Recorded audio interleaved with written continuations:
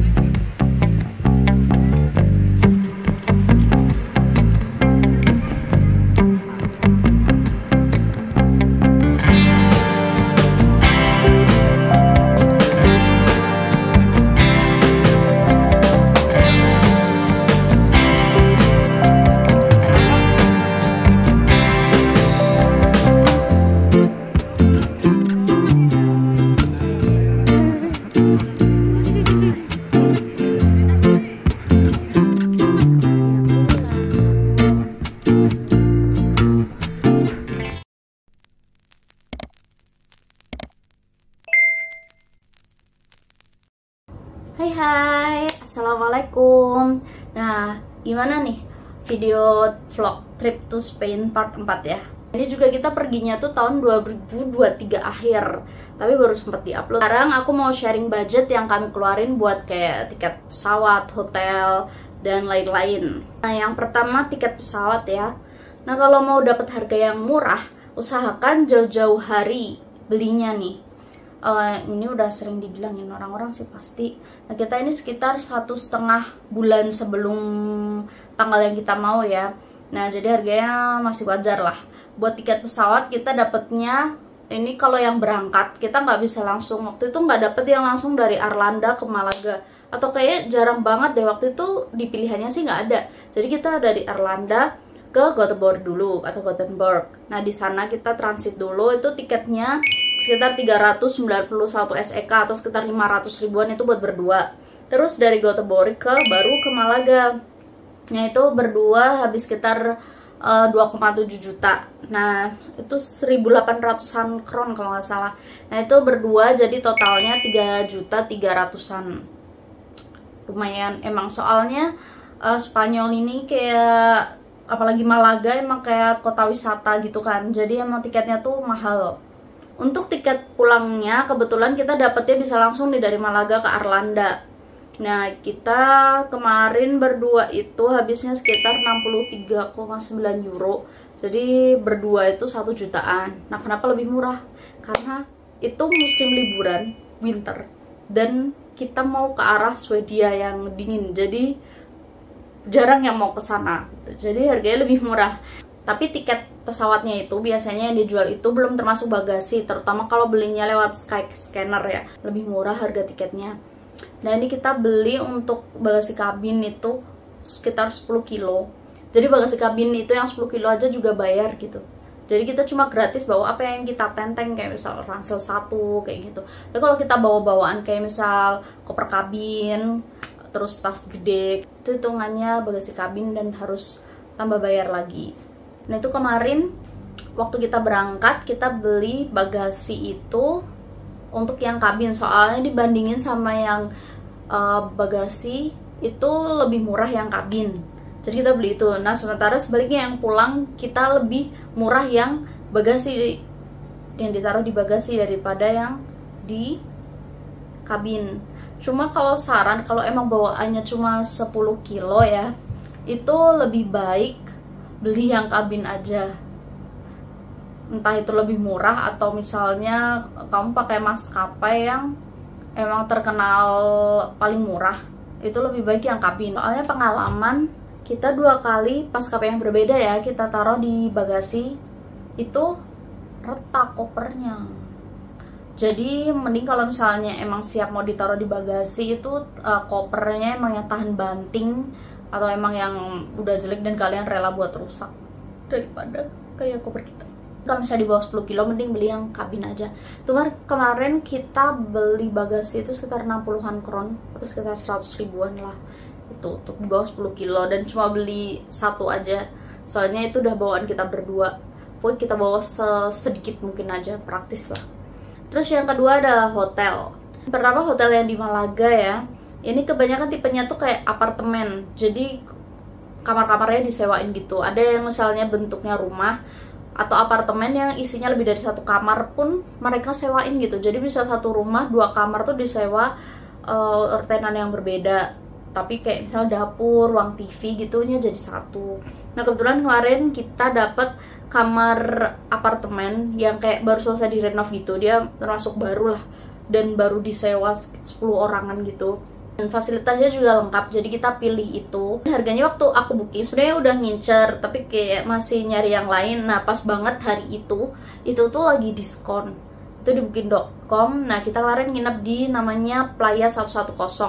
Ini lokasinya deket banget sama pantai San Andres, dan harganya itu 588 SEK kita dapat, atau sekitar 800 ribuan lah.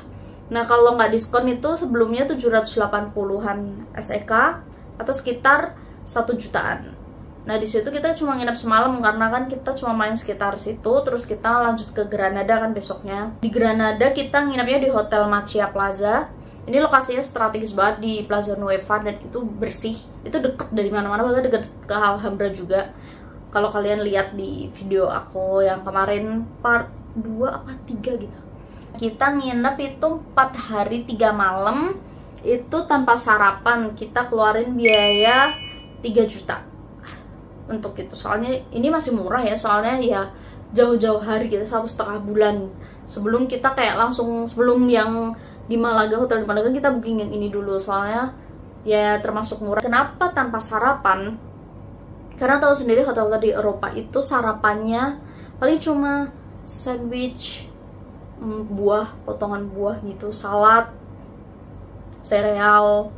Jadi kayak mending kita bawa sarapan sendiri atau nyari sendiri gitu, atau beli roti di luar sekalian, dan lumayan mahal kan. Atau kalau mau lebih murah lagi tuh bisa kayak di Airbnb atau ya kayak Booking.com gitu yang apartemen pribadi gitu. Cuma kita kemarin kayak emang nyari yang atau lagi pengen nyaman aja.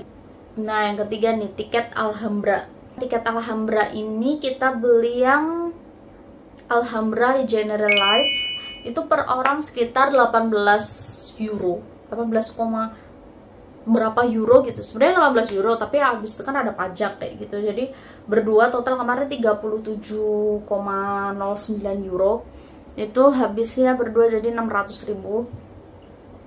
Dan menurut aku worth it ya, soalnya tuh kita tuh seharian di situ kan, dari pagi sampai sore.